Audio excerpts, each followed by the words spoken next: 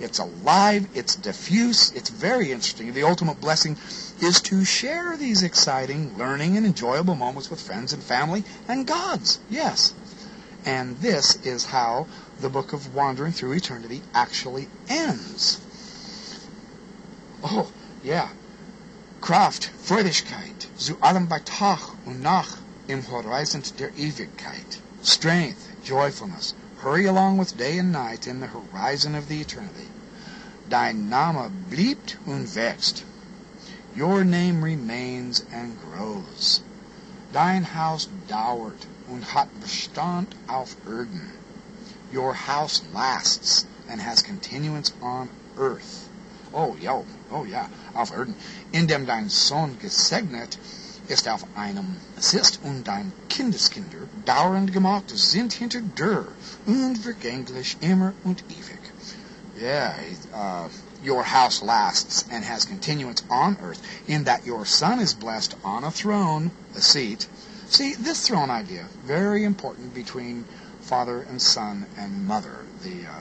The throne of Facsimile 2, figure 7.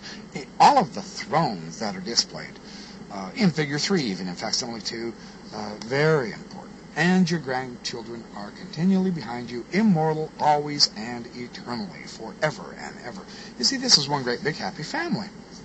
So anyway, there's some ideas on Rosinski's The Book of Wandering Through Eternity, in relation to this idea of the Min-Horus combined figure, and a little bit more elaboration on the throne, and the idea of receiving that Wedjat eye. I want to get into that too, as well as the ithyphalic nature. This is very important to understand.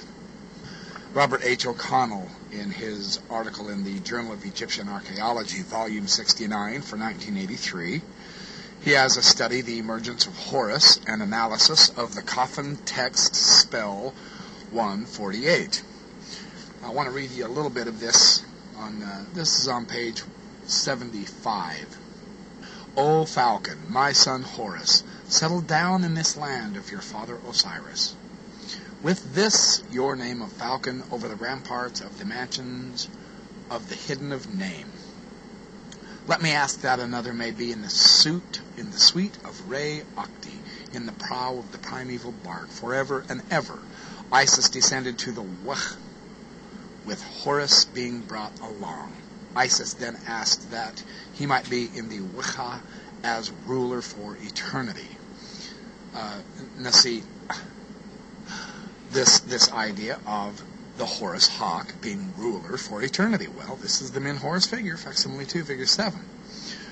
And at the advent of Horus, he says, I am Horus the falcon, who is over the ramparts of the mansion of the hidden of the name. My flight has reached the horizon. I have surpassed the gods of the sky.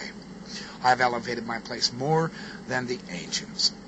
The aggressor cannot even reach my first flight, so my place is far from Seth, the enemy of my father Osiris. I have traversed the roads of eternity to the dawn, and have ascended in my flight. There is no god who can equal me, so now I may show vengeance against the enemy of my father Osiris. I am Horus, born of Isis, whose protection was within the ovary. I cannot be attacked by the fiery blast of your mouth, nor can what you say against me reach me. Well, that gives you some idea, again, of the movement, the power of Horus. Now, in looking through other materials, Olaf E. Kaper, again, the Journal of Egyptian Archaeology, a fantastic journal for information. Volume 81, 1995. This is not that old of a study. This is the astronomical ceiling of Der El Hagar in the Dakhla Oasis. Wow, there is a lot of material here to cover. I'm going to skip the history and the iconographic description and all that, because I want to... Well, Geb. This is on page 180. Geb is the father of the gods. A lot of the gods are described as the father of the gods because of this unification of father and son, and father with mother, and god with goddess, and then, of course, the human king. Geb, the father of the gods, the great god who made the earth and all that the sun encircles. Well, Geb is shown surrounding the earth in the vignette to the Book of Gates. And he shows this, he has this wonderful ceiling picture. It's really quite fascinating to look at. A text at Com Obo, which describes the ascension of a number of the gods into heaven, contains a unique epithet for Geb, Geb em Shenet. And he says, Geb, this means Geb as the circumference, or the like. Now, it's tempting to consider this as a reference to the posture of Geb under our discussion. He's shown in a circular posture. The idea is enclosing the netherworld. He's surrounding the earth. The term employed in the Book of Gates to describe Osiris's action is the verb shenej, which is most commonly found referring to the sun's orbit, as in the mythological papyrus. But the term is also used to describe the circumference of the earth. Well, Geb can be described as ruler over the entire earth as enclosed by the sun's orbit. The hymn to the god in Coptos, his image which radiates within the orbit of the sun, the 9 bows acclaim his face. Then he further notes on page 182 how Osiris is equated with Orion, the various frequent depictions. The figure Sothis is depicted as a cow. The principle of the gods being constellations and stars. Again, the cosmology, the on earth as it is in heaven, as heaven above, so earth below. And further on page 183, he is describing in the second register on the ceiling is filled with a profile of 16 gods facing a disk containing the left wedge-out eye.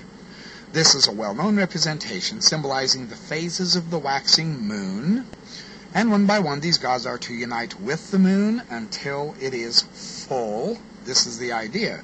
The deities in the group may be identified as part of the Theban Ennead.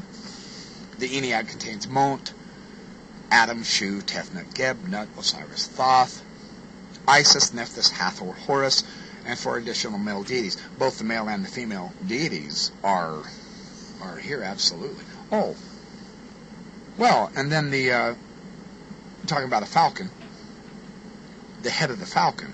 Well, the appearance of 2 gods holding hands brings to mind a late spell of the verb sensen, which means to unite, which also means to kiss, to breathe. That's not to... Capers says that on page 184. Nibley in the message of the Joseph Smith Papyri shows that sensen is the most intimate connection, a binding, a fusion, a uniting, a kissing, a breathing. The idea is to unify with the gods. And at Armant and Dendera, this is on page 186, the 4 winds indicate the cardinal points, the 4 points of the earth, the cardinal points in space and on earth. I mean, that's Joseph Smith's explanation in Facsimile 1 and 2. And then moving on through here, I have some things marked that I want to share with you. Page 191, he's describing the solar boat, the lunar boat, coming back and forth when the full moon rises in the east and when the sun sets in the opposite horizon.